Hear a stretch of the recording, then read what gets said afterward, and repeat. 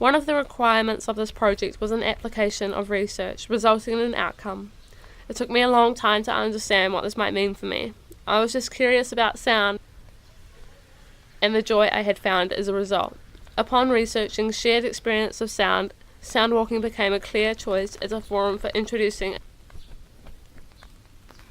Hildegard Westerkamp defines the main purpose of which is listening to the environment.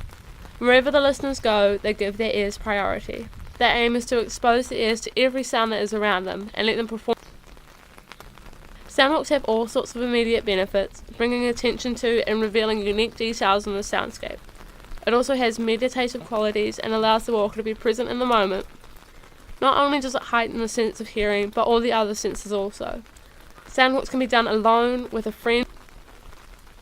It can cover a large area or a focused space. It is encouraged to walk in silence and turn off mobile.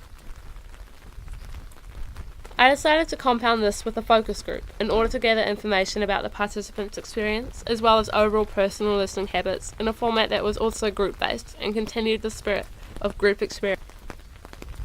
For my primary sound walk, I chose a walk around campus, as it is a common area for most of the people who would be interacting with my work. It is also convenient, as it uses the Polytech as a start and end point. The sense of closeness and familiarity also reinforces the idea that this is about an attitude that can be applied anywhere, not one specific. In my proposal, I also promised to deliver 2 to 3 of other routes. These are walks composed and mapped by myself. This will create self-guided sound walks for participants that they can do as an individual or as a group. The locations that I have chose for these are the Dunedin Botanic Gardens and George Street. My primary sound walk and focus group took place mid-October and had 6 participants. It was a cloudy day and it was drizzling ever so slightly. We set out regardless.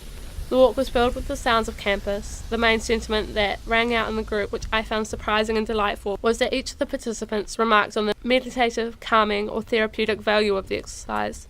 The process of active listening, allowing the listener to be present in the moment, and as a result not be thinking of the past or of the future. One participant explained it as the following.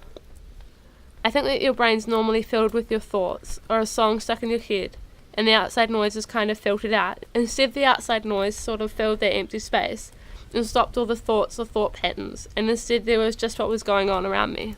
This was excellent feedback to hear, because firstly it meant the participants had a positive and enjoyable experience, which is the ultimate goal of this work.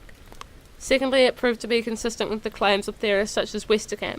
As a researcher, I was cynical that such effects on well-being were over-exaggerated or only achieved by few after years of practice. It was so encouraging that the first-time soundwalkers had this experience and this response.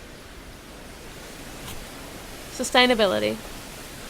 As a part of our course, it is obligatory that our projects relate to and integrate ideas and values of sustainability. At first, I found it hard to think about this in relation to sound, understanding sustainability simply as waste, the conservation of a physical environment, and massive breaches in human rights, or matters of ethical production. I'm just one person asking people to listen.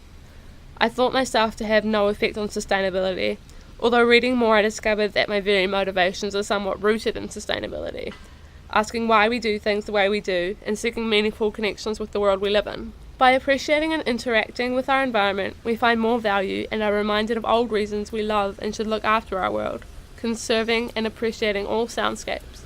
This attitude towards listening and being in tune to the environment also has benefits for our own personal well-being, as well as encouraging exercise and building connections with the places we dwell, either as individuals or groups. Conclusion. In conclusion, it is clear that the sense of sound and the skill of listening are not fully appreciated in today's time or culture, and that visual primacy has had pervasive effects on the way we think, live, share, and experience.